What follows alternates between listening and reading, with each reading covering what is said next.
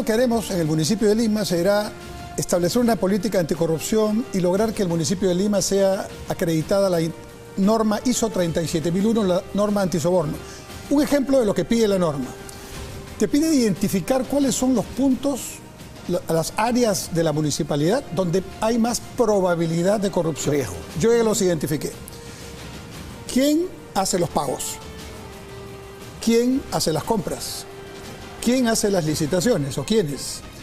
¿Quiénes están en el establecimiento de parámetros o nuevas zonificaciones?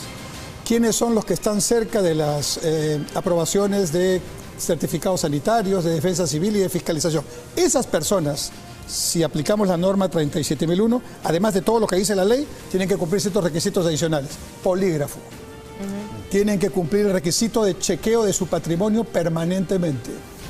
No pueden ir ahí personas que, por ejemplo, cumpliendo todos los requisitos legales, tengan problemas con Infocor o deban la pensión económica de hijos, ¿no? Porque esas personas están susceptibles a entrar en un tema de corrupción. Entonces, usted se compromete a ir más allá de lo que establece la norma por un tema de transparencia en la gestión.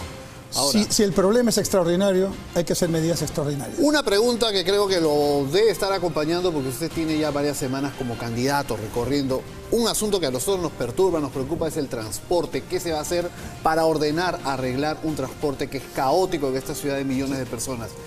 ¿Qué es lo que he escuchado y qué es lo que propone? Lo que voy a hacer es disminuir de las 3 horas promedio que todos pasamos en el transporte público cada día, 30 minutos.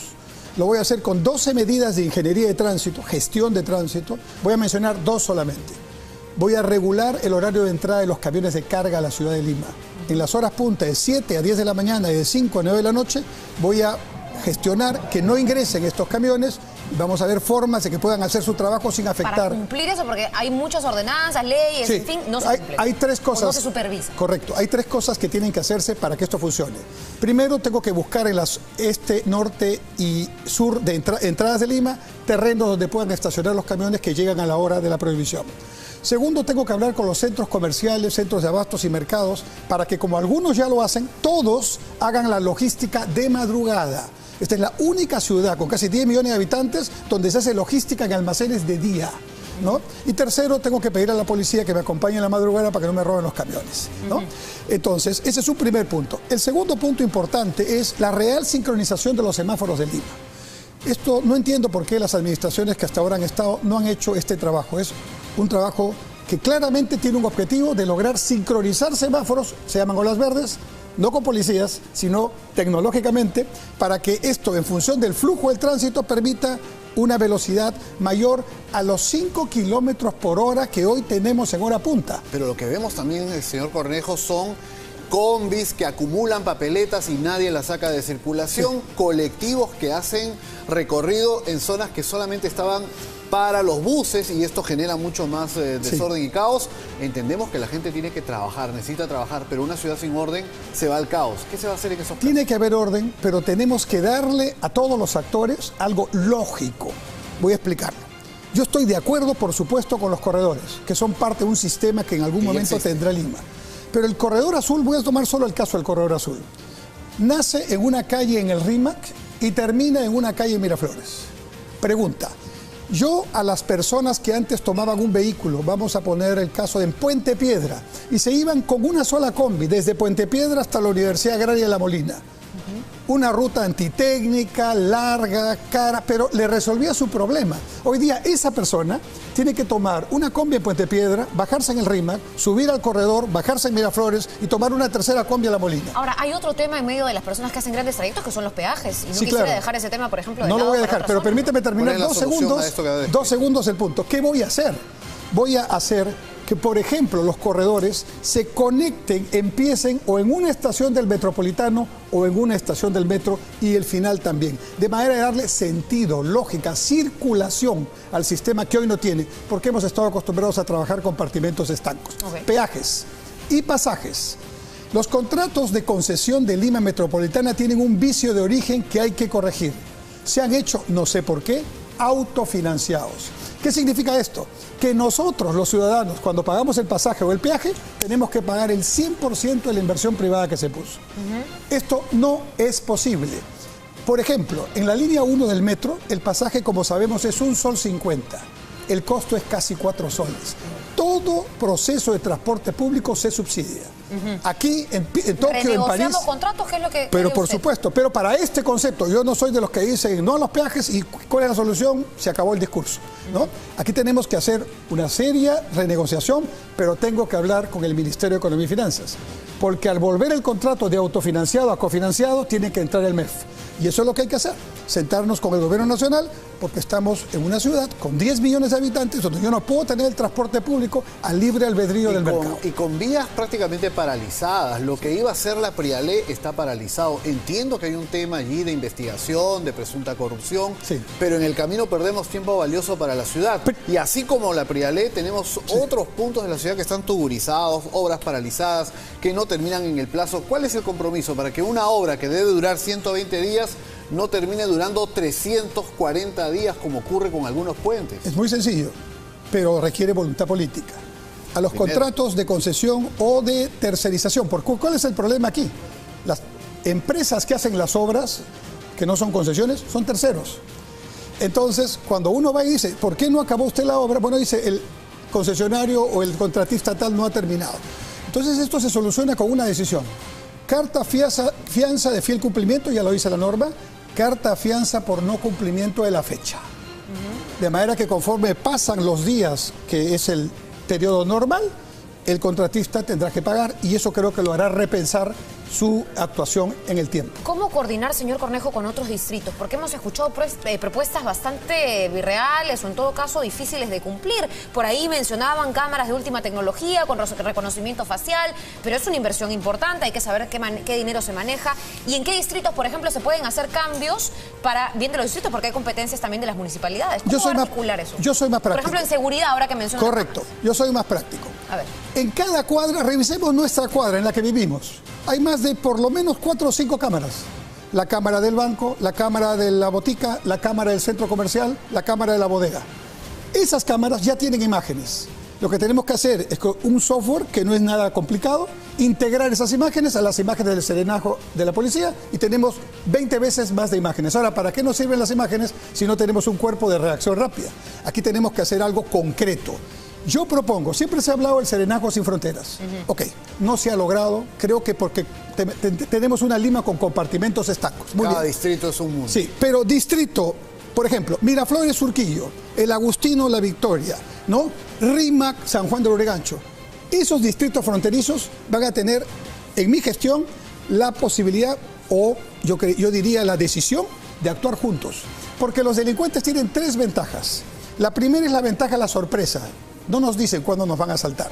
La segunda es la ventaja de la ubicuidad. No son del mismo distrito los que nos asaltan. Y la tercera es que usan la tecnología para escapar, usan el Waze.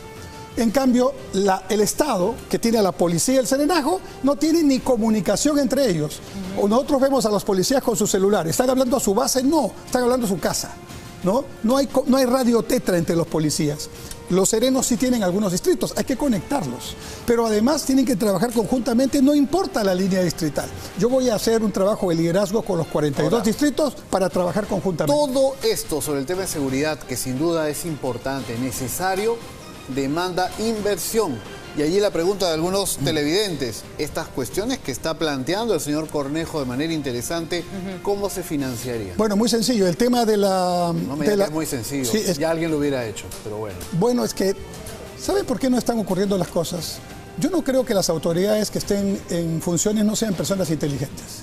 Incluso les doy el beneficio de la duda que cuando llegaron tenían la intención de trabajar por Lima. Pero llegan y se olvidan. Ese es el gran problema que tenemos los políticos, además de la corrupción. ¿Cómo se financia? Planteamos cosas que luego no cumplimos. El tema de las cámaras que acabo de mencionar no requiere mayor financiamiento, sino una conexión de un software que se hace tranquilamente con recursos del municipio y con buena voluntad de todos los actores.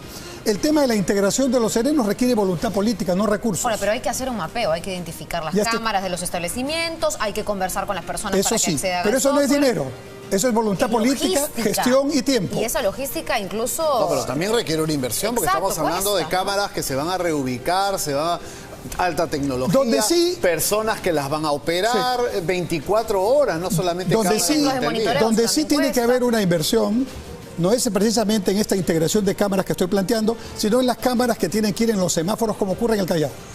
Esa sí es una inversión que yo propongo se haga vía concesión, de manera tal que la propia, como funciona en el Callao, la propia, digamos, dinámica de las cámaras permite generar los ingresos que repaguen la inversión. Otro tema que hemos visto ahora en Villa María del Triunfo, pero que también lo sentimos en muchos distritos, es el tema de los mercados.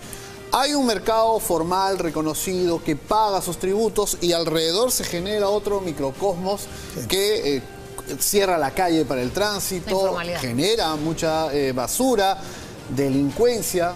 ¿Quién va a poner orden ahí? Bueno, tiene que haber orden, pero al mismo tiempo tiene que haber alguna alternativa para esta gente. Yo, por ejemplo, caminé el otro día por los exteriores del Parque del Migrante y todos los comerciantes que están afuera de la parada están allí esperando la famosa tierra prometida. Ahí está el terreno. Falta de gestión, falta de voluntad. Se promete y luego se olvida. ¿En 4 años se pueden hacer cambios como este? Algunos de esos sí. Otros tendrán que ser políticas de Estado que los próximos gobiernos municipales tendrán que hacer. Pero sobre todo hay que recuperar la confianza. Ejemplos como estos miles. Por ejemplo, visité ayer Patio Unión, Avenida Argentina. 400 familias que hace 5 años fueron expropiadas por Línea Amarilla y ahora están esperando su título de propiedad. ¿Tan difícil es darlo? Nadie les responde en el municipio. Cornejo, todo esto suena muy bien, digamos, de palabra, como propuestas. ¿Qué lo diferencia usted del resto de candidatos? Porque las encuestas están muy complicadas. Sí. Hay 2 personas que se pelean, disputan el liderazgo, pero el voto indeciso es también bastante interesante, ¿no? Pues yo creo que esta es una elección muy interesante, más bien. Totalmente diferente de las anteriores. Primero, casi, digamos, la gran cantidad de candidatos están generando una dispersión de votos que no había antes. Segundo, un buen porcentaje de la población todavía no está en modo electoral. Tercero, yo creo que aquí viene lo importante, las personas van a empezar a interesarse, a escuchar y a ver qué cosa es lo que se plantea. ¿Y qué va a hacer usted que marque esa diferencia para esas personas que no han escuchado? Yo estoy listo para trabajar mañana, esa es mi diferencia. Bueno, pero también tiene que haber debate. ¿Usted con quién estaría dispuesto a debatir en esta campaña electoral? Con ya todos, estamos con la ruta electoral. Con todos. Mira, yo ya me he comprometido con 9 debates de aquí hasta el 7 de octubre. Que han organizado universidades, colegios profesionales. ¿Pero con quién le gustaría a usted debatir? No, con todos, mañana, con todos. Pasado, no, con todos. No emplaza, digamos, a nadie en particular. Con todos. Porque la mayoría quiere tener al señor Reyardo, que está puntero, ahí a su disposición para discutir las cosas. Pero él tiene unos asesores que le están diciendo que no debata. Pero es muy diferente la posición del señor Castañeda hace 4 años, cuando tenía 50% de preferencia electoral y él decía no quiero debatir. Alguien que tiene el porcentaje que dicen las encuestas y que no quiere debatir. Esta semana, señor Cornejo, hemos iniciado en Latina, en 90, lo que hemos denominado la ruta electoral. Cada día en un distrito y cada día un candidato metropolitano a Lima, como es su caso el día de hoy, ayer y pasado con otros candidatos. Habrá oportunidad de volverlo a invitar. Por supuesto. Para continuar en el clima de la campaña, tomándole el pulso a las propuestas. Lo felicito. Lo que más importa aquí es saber qué piensa la población y decirle a la población 3 cosas. Cumplir con lo que ofreces, caminar siempre y no solamente en campaña y sobre todo juntarte de buena gente para hacer bien las cosas. Bien, señor Cornejo.